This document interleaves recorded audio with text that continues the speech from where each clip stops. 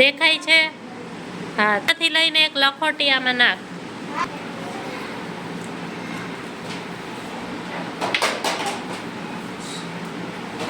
ઉપર આવ્યું? હજી નાખ બીજી. 5 નાખ.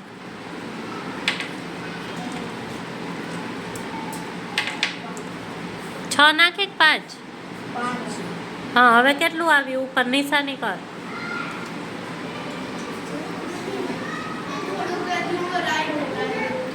હા બસ.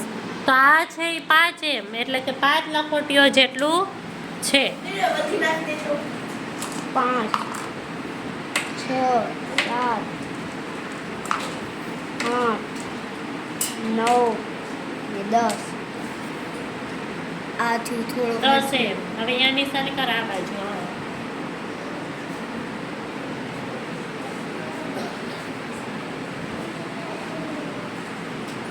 સરસ.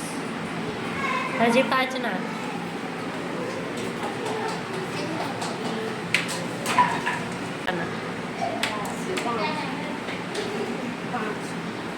ચાલો હવે વધુ આવી.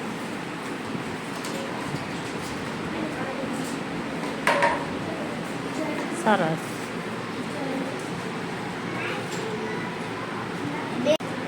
આ ગ્લાસમાં પહેલે આટલું પાણી હતું જેમાં આપણે 5 લખોટીઓ નાખી તો 10 ml થઈ ગયું ને ત્યારબાદ હજી 5 નાખી તો 15 થઈ ગયું ને પછી એનામાં હજી 5 નાખી તો 20 ml થઈ ગયું.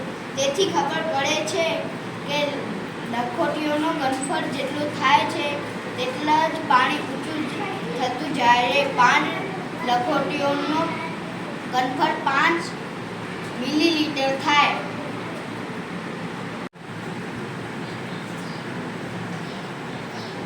થોડું 5 લખોટી જેટલું ઊંચું આવ્યું કે ના આવ્યું?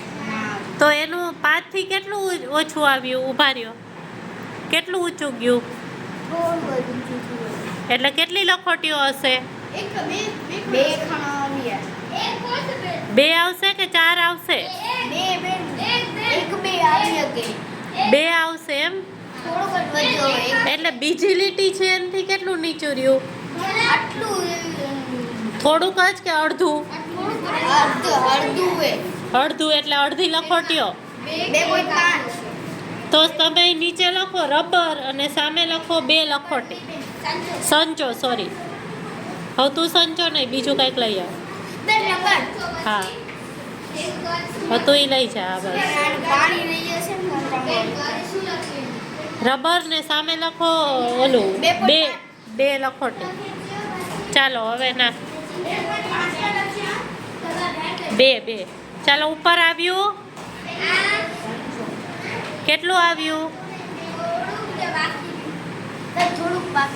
કેટલું રહ્યું છે? અડધું કે વધુ?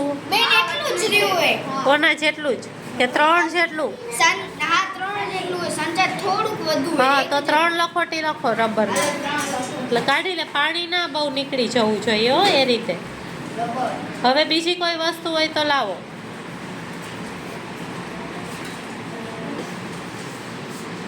એ તો તરશે, એ નહીં હાલે. હાલ, ચાલો હવે જો.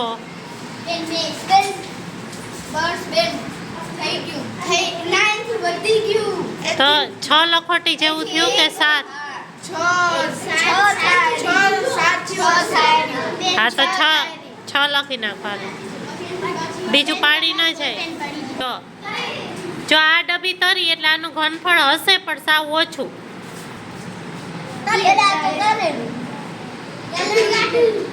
એમ ના કરી, પોતે ઓલું થઈ જશે. જો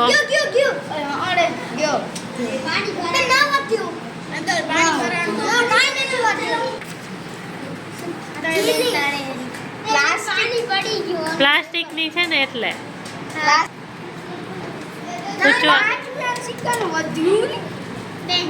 તો એક જ ઓના જેટલું છે, 1 લખોટી જેટલું. ના, પછી પલળી જશે. તો શું લખી બેન?